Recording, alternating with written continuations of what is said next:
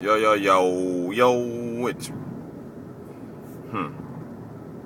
a beautiful day out here. I'm on my way to Nagoya with some friends, you know what I'm saying? So I'm gonna go out here, get some clubbing on and see what I could do. Actually, I'm not sure if I can go to club or whatever.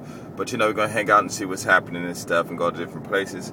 I'm gonna definitely try to get some videos, but I can't promise, you know what I'm saying? But I'm gonna do the best I can. Let's see. Oh, anyway, somebody wanted me to do something about networking and meeting people, and if you're shy.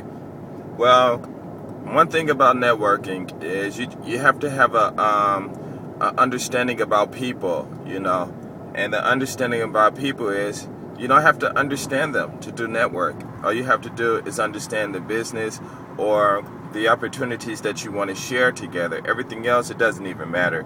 I mean, I have friends that, I'll call and we do networking together, but I won't party with them or do anything. I got friends who don't ever call me unless they want me to go to unless they're going to invite me to a beach party or things like that, and it's cool, you know what I'm saying? I go to those and I meet other people.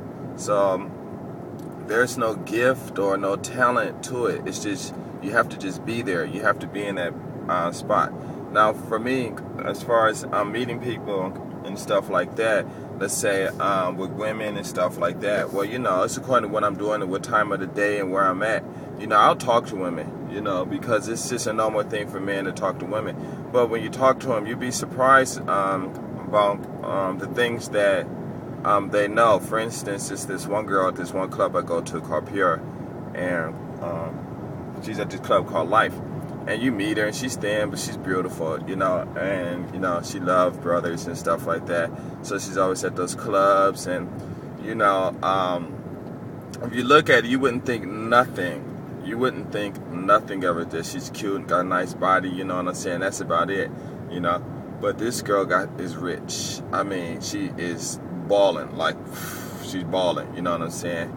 She balling real hard, you know what I'm saying? And she got money, and you would never know, and she hangs out in Osaka, but she lived like about an hour away and stuff, but what I'm saying, it's like girls, it's a lot of people out here, these girls out here, because now women, they balling even in the States, you know what I'm saying, and the women out here too, they balling, so you never know who you're going to meet.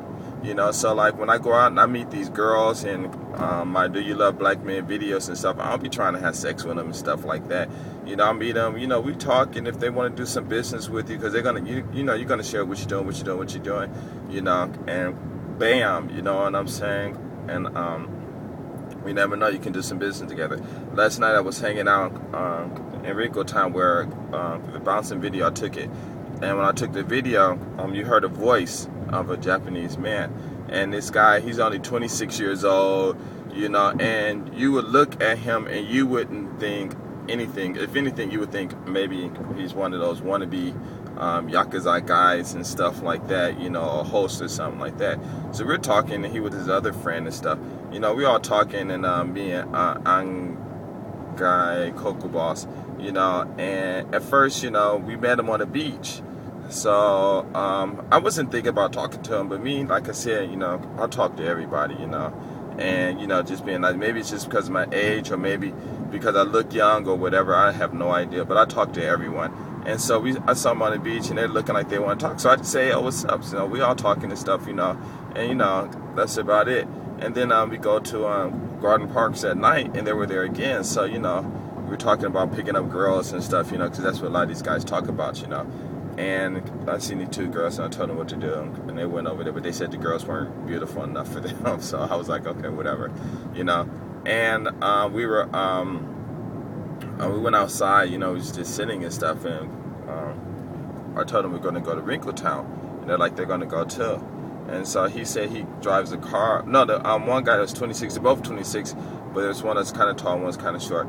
And I mean, they're both taller, but one was my height, and one was maybe taller than Boss. And he said something about a motorcycle, and I was like, a motorcycle? Oh, how you guys going to get up there on a motorcycle, But it was kind of a stupid question, because I was thinking about a motor scooter. And he said, no. I have a motorcycle. And I thought he said motorcycle. I was like, what? And he was like, a Maserati. I'm like, what? What the fuck? You got a Maserati? He's like, yeah, I got a Maserati. I got a Benz and like 2 other cars he said he have. And I was like, what kind of job do you do? And he says he's a boss. He owns an architectural company, and he helped do the designs for at the airport and airports designs and whatever whatever they're doing. I don't know if it was the construction of them or the making the buildings or whatever, but he's an architect, and he said he got 4 other big businesses and stuff. And I was like, wow, you're only 26 and you rolling like that? He said, yeah. We all started laughing like, damn, that's good. You know what I'm saying? So I didn't get his number. I got his friend's number. His friend actually got my number and stuff. And so we traded, information and stuff. And then the guy that was 26, which I don't know what the hell I was thinking about, but he told me that he told his friend in Japanese that he wants to learn English and he wants me to teach him English. But I missed out on the chance and I didn't jump on it. But we're going to hook up again, I'm sure. So I ain't worrying about it, But if I teach him English, I can just say, hey, this is what I can teach you, and I show him exactly what I can teach him. And he said, how much? I'm gonna just tell him straight up, $100 for 1 lesson. You know what I'm saying? And if you do good in 6 months, you'll finish. And if he say, oh, it's expensive, you know what I'm saying? Then I'm like, well, in 6 months you can either go and learn English from these other guys, and you're gonna be learning it forever, paying $60 an hour, for a year, 2 years, or 5 years, or however until you get tired. Or you can pay $100 a month, and in 6 months, pay $2,500, and bam, you finish. You know what I'm saying? Then I can go buy me a computer. You know what I'm saying? But he was like, oh, okay. That's what he'll just say, okay, and I can get that business going on and stuff. But so networking with people and stuff, you always have to be ready to talk. And one thing which you have to understand is that busy people, they don't really have a lot of chance to associate with people. Not all of them. That's why a lot of them, they get their own groups. And like these girls, you see them in groups of 3s and 4s, or these guys in groups of 2s, 3s and 4s, and things like that. So basically, it's, just take an opportunity, or take advantage of the opportunity that you have. Like if you're traveling and things like that, or you're sitting in a restaurant and stuff, you sit down. If you want to talk to someone, you want to go, like if you're at a bar and you want to do some networking, not necessarily say a bar, but like you go to a diner or something like that, and if you get at a bar or someplace where you can sit at a counter, just sit there, and you just sit right in the middle, and guarantee somebody's going to talk to you. Like I went to Thailand, and I was just sitting at the bar, and I ordered a tuna sandwich and some grapefruit juice. And the guy next to me, he looked at me and he was like, when I finished my drink, he said, you want another drink? And I was like, no, it's okay, But then what I remember was in America, we always saying no when people offer us things, and that's not a good thing to do. When somebody offer you something to drink and stuff like that, it's according to where you are and who you are and all that stuff, But in maybe in America it might be sometimes a little dangerous. I'm not sure, but how you present yourself and stuff, and how you, if you're not stupid or gullible and stuff like that, But overseas, sometimes people say, you want to drink and stuff like that.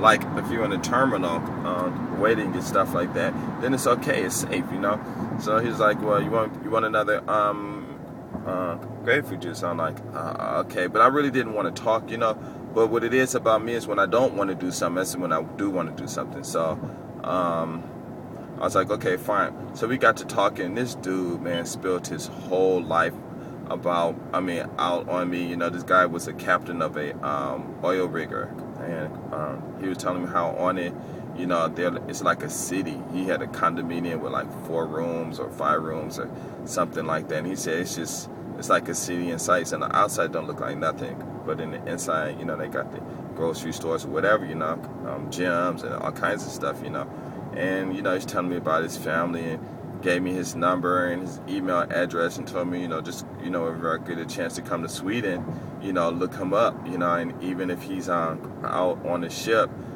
because he still can get email, if I go there, he said, it's no problem, I can just go stay at the house with his wife and stuff like that. And I'm black, it's a white guy, you know what I'm saying? And I was like, thinking to myself, like, wow.